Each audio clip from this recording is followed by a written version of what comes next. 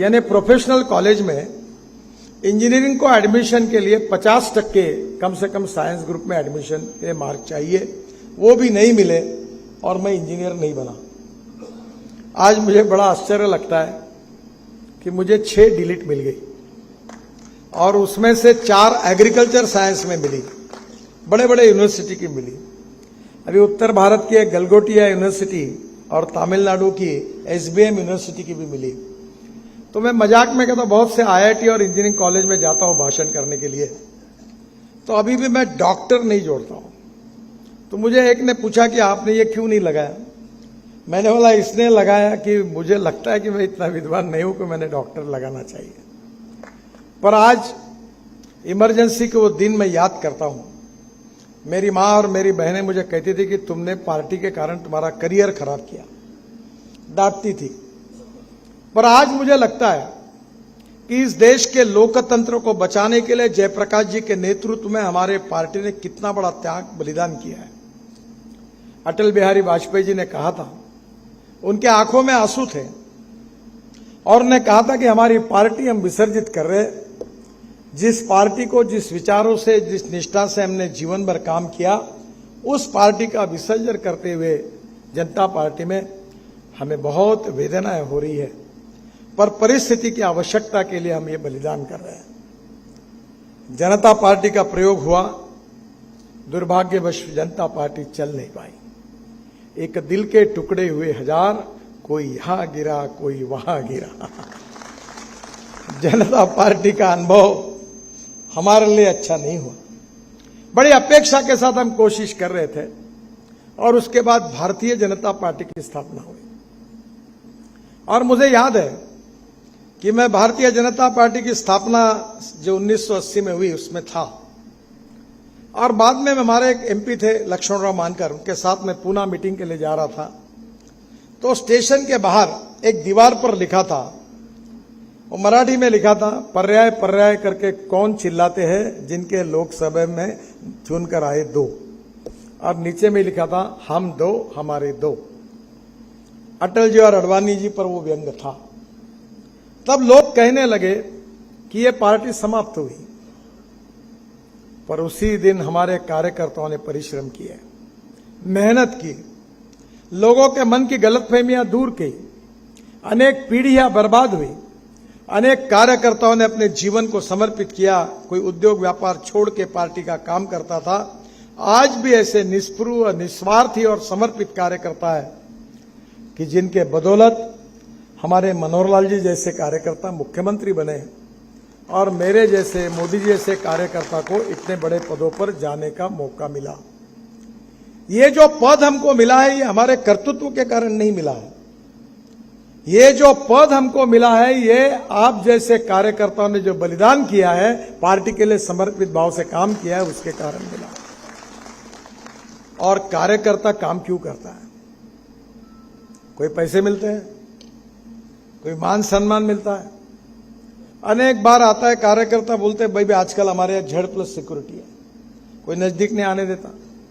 अब कार्यकर्ताओं को क्या पता Z+ और क्या है, वो फोटो निकालना चाहते हैं।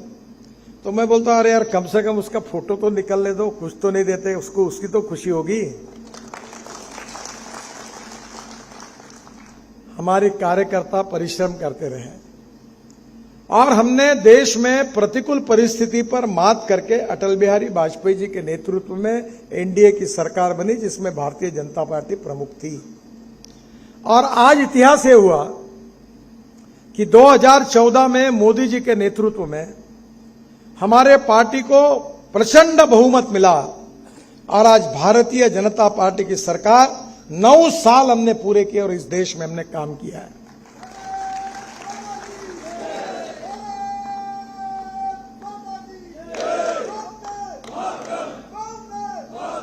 हम कहते थे जहां हुए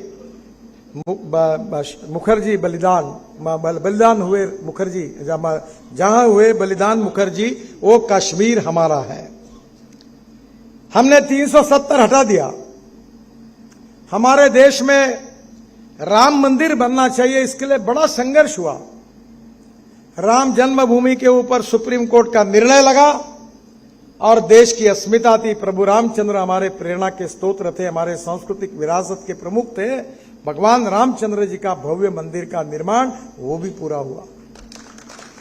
मुझे याद है कि मुझे बहुत से कार्यकर्ता पूछते थे आंदोलन में कि मेरी उम्र हो गई है, क्या मेरे जीवन में मुझे राम मंदिर देखने के लिए मिलेगा? उसके लिए कितने लोगों ने कुर्बानी दी। आज राम मंदिर का भी सपना पूरा हुआ। पर केवल हम इसी पर कायम नहीं है। भारतीय जनता पार्टी का मकसद केवल राज बदलना नहीं है, समाज बदलना है, देश बदलना, ये मकसद है। हमारी विचारधारा की विशेषता है राष्ट्रवाद। हम दो चार रहे न रहे, तेरा वैभव अमर रहे मां, ये हमारा संस्कार है कि हम राष्ट्र के लिए समर्पित हैं। पहले राष्ट्र है, बाद में पार्टी है और उसके बाद में मैं हूं, ये हमारा संस्कार है। और इसलिए राष्ट्र की सर्वांगीण प्रगति, उन्नति और विकास, हिंदुस्तान एक सुपर इकोनॉमिक पावर बने, विश्व की ताकत बने, समृद्ध संपन्न शक्तिशाली हिंदुस्तान बने, भय भूख आतंक और भ्रष्टाचार से मुक्त बने, सुपर इकोनॉमिक पावर बने और पूरे विश्व की एक ताकत बने, यही हमारे दिल का सपना है। We are the fastest growing economy in the world. Modi ji कहते हैं कि हम $5 ट्रिलियन की इकोनॉमी बनेंगे, हम विश्वगुरु बनेंगे, आत्मनिर्भर भारत बनेंगे। और आज उसी राष्ट्रवाद की भावना को लेकर हमारे उद्दिष्टों को पूरा करने के लिए हमने 10 साल में रात दिन मोदी जी के नेतृत्व में और राज्य में मनोहर लाल जी के नेतृत्व में रात दिन प्रयास किया है। हमने देश की तस्वीर को बदल दिया है। आज हम 75 साल हमारे देश का अमृत महोत्सव मना रहे हैं। 10 साल अगर हमारे ये है और 4 साल अटल जी के सरकार के रहे तो 60 साल इस देश में शासन करने का मौका कांग्रेस पार्टी को मिला है। पंडित जवाहरलाल नेहरू जी से लेकर राजीव गांधी तक कांग्रेस पार्टी को दिल्ली में, राज्यों में, जिला पंचायतों में, नगर पालिकाओं में, महानगर पालिकाओं में काम करने का मौका मिला।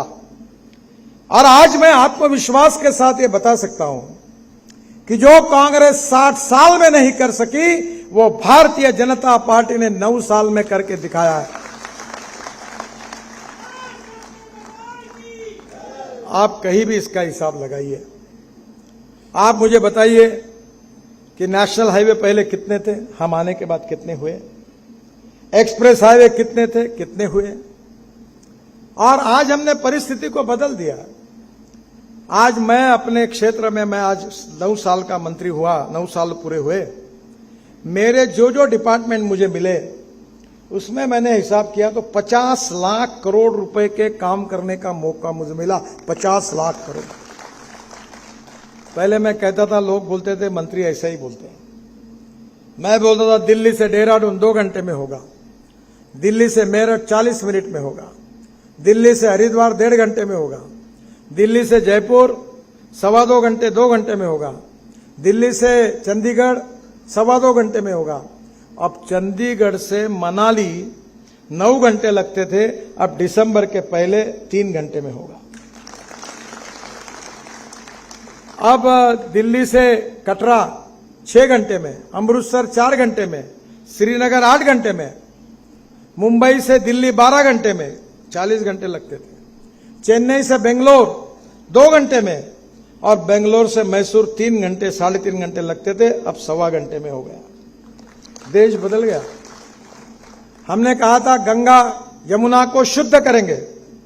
आप में से कितने लोगों को मालूम है, मुझे मालूम नहीं, पर पानीपत और सोनीपत में नमामि गंगा की प्रोग्राम के अंदर वहां यमुना जो प्रदूषण हो रही थी उसको शुद्ध करने के लिए मेरे विभाग ने पैसे दिए और वह प्लांट बनाया और वहां यमुना को शुद्ध करने की शुरुआत की। दिल्ली में 6,000 करोड़ रुपए दिए और पहली बार कुंभ में हमारे साधु सन्यासियों ने पानी पिया, पहली बार शुद्ध पानी मिला। हमने इस देश की तस्वीर को बदल दिया। गांव, गरीब, मजदूर, किसान का कल्याण होना चाहिए, इसलिए राष्ट्रवाद के साथ गुड गवर्नेंस एंड डेवलपमेंट हमारा मिशन है। सुशासन और विकास। और जब सरकार का कार्यक्रम ठीक होगा, योजनाएं अच्छी होगी, गरीबों का विकास करने के लिए केंद्रित होगी तो ही गरीबों की तस्वीर बदलेगी। एक बहुत अच्छी बात भूटान के प्रधानमंत्री जी ने कही और मुझे लगता है उस पर आप लोगों ने जरूर विचार करना चाहिए। उन्होंने जिस बात का उल्लेख किया है, उन्होंने कहा कि डोमेस्टिक हैप्पी ह्यूमन इंडेक्स। हमारा हैप्पी ह्यूमन इंडेक्स क्या है, यानी सुखांक क्या है? आप बैठे हुए अनेक लोग हैं, अनेक मोर्चे में काम कर रहे हैं। कोई किसान है, कोई मजदूर है, कोई कारागिर है, कोई कर्मचारी है, कोई डॉक्टर है, कोई वकील है, कोई टीचर है, और अलग अलग प्रकार के काम कर रहे हैं।